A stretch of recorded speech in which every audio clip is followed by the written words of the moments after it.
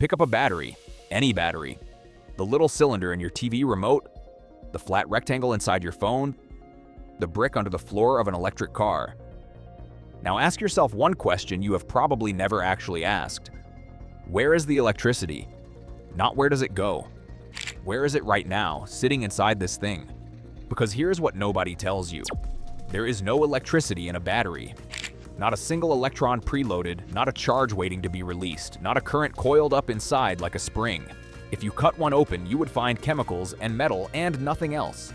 No spark, no glow, no stored lightning. The electricity does not exist yet. So where does it come from? And why does it disappear? The most common picture people carry of a battery is a tank, a container of power, slowly draining as you use it. That image is completely wrong, and correcting it is the first step toward understanding something genuinely surprising. An MIT materials scientist named Antoine Allenor put it as plainly as possible. You cannot catch and store electricity. What a battery stores is chemistry. Specifically, it stores two sets of chemicals that are being kept apart from each other and desperately want to react. The electricity is not sitting inside, waiting. It is created in real time, the moment you close the circuit. The battery is not a container, it is a machine, a controlled chemical conversation that only speaks when you give it something to talk through. That raises the obvious next question. If two chemicals want to react, why don't they just react? What is stopping them? And why does forcing them apart produce electricity instead of just heat? This is where the actual engineering lives, and it is more elegant than it sounds.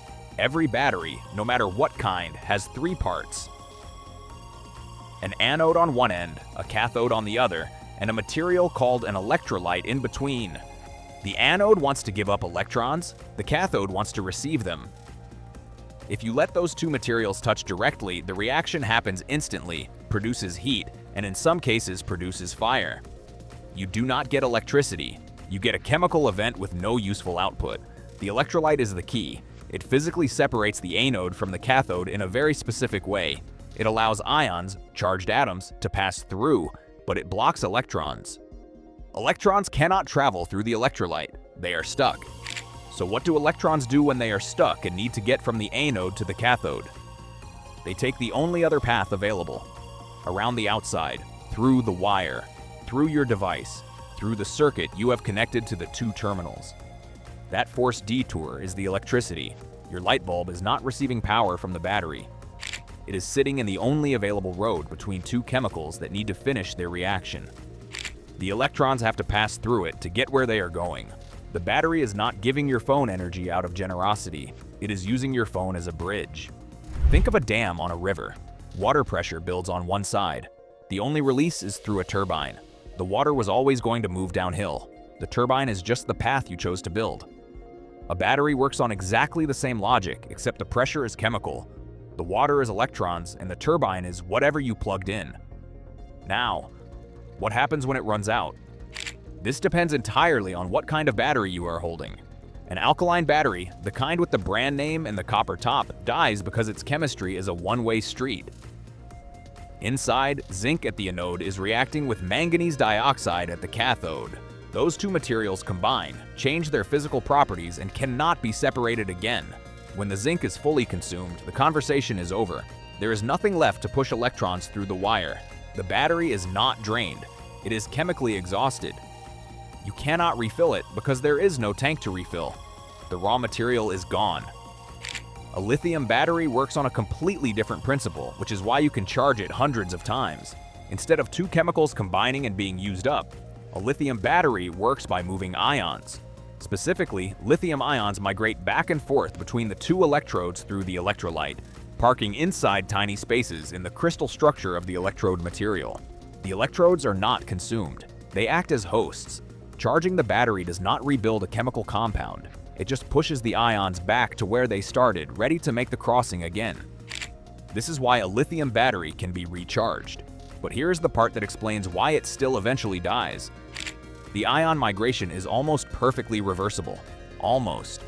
Every time the battery charges and discharges, the lithium ions squeeze in and out of the crystal lattice, and the electrode materials expand and contract slightly in response. Over hundreds of cycles, this mechanical stress builds up. particles fracture, connections break. A layer called the solid electrolyte interface gradually grows on the anode, permanently trapping some lithium ions so they can never complete the crossing again. Each cycle is marginally less complete than the last. The battery in your phone is not just chemically aging, it is physically wearing out, the way any material wears out when you bend it back and forth for years. Which brings us to a stranger question than it seems. How did we get here? How did anyone figure out that you could force electrons through a light bulb by separating two chemicals with a salty barrier?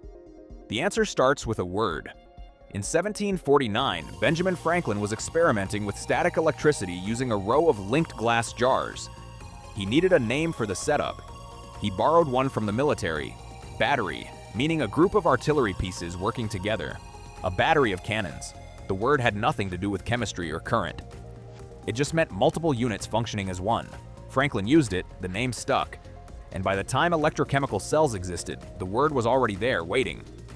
The first actual battery appeared 50 years later, and it was built to win an argument. In 1800, an Italian physicist named Alessandro Volta had been feuding for years with a colleague named Luigi Galvani about why dissected frog legs twitched when touched with metal. Galvani believed the legs contained electricity. Volta believed the electricity came from the metals, not the animal. To prove it, Volta stacked alternating discs of zinc and copper separated by brine-soaked cloth, connected a wire to both ends, and produced a steady current without a single frog involved. He demonstrated it for Napoleon, who was so impressed he made Volta a count. Within months, other scientists used the pile to split water into hydrogen and oxygen. Within decades, it was powering the entire global telegraph network. The voltaic pile went from proof of a scientific point to the foundation of modern civilization in roughly a generation. The modern lithium-ion battery has a similarly unlikely origin. In 1980, a physicist named John Goodenough, working at Oxford, developed a new cathode material, lithium cobalt oxide, that could nearly double the voltage of existing lithium batteries. He recognized the commercial potential immediately. Oxford did not. The university declined to patent the invention. Goodenough handed the rights to a British atomic energy research organization for free. A decade later, Sony paired his cathode design with a compatible anode and released the first commercial lithium-ion battery. The wireless era began. Every smartphone, every laptop, every electric vehicle since 1991 runs on the direct descendant of a discovery that Oxford threw away. In 2019, at 97 years old, John Goodenough received the Nobel Prize in Chemistry for it. He became the oldest Nobel laureate in history. He earned essentially nothing from the invention itself. So pick that battery up again, the AA in your remote, the slab of cells in your phone. What you are holding is not a tank. It is a machine designed to force a chemical conversation through a specific path, and that path is whatever you choose to build. When your phone reaches 1%, the lithium ions have nearly finished their crossing. When you plug it in, you are reversing the migration, pushing them back home. When the battery eventually swells and holds less charge than it used to, the crystal structure has fractured a little more and fewer ions can make the round trip. Every battery ever built, from Volta's stack of copper and zinc on a workbench in 1800 to the thin rectangle in your pocket right now, is the same idea. Two chemicals kept apart, forced to communicate through the outside world. The wire between them is yours to use.